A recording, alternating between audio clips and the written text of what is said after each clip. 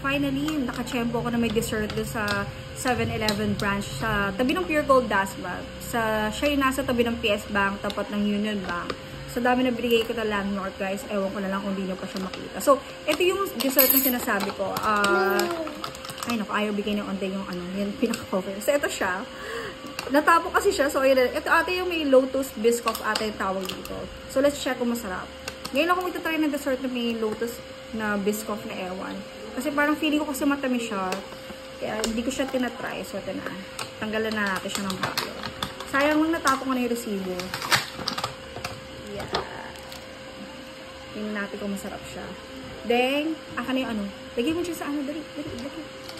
Laki na yung yan. Ba yun yung assistant ko. Ito, lagay mo dyan. Yan, ganun. Dali, wait lang ha.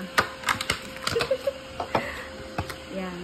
Kasi, parang hindi lang gamin yung lamesa namin. So, let's check kung masarap siya. Yeah. So, ito siya. Ayan. Ayan. Dinutdut pa kasi na ondeng eh. So, let's check. Kung masarap. Okay, you know.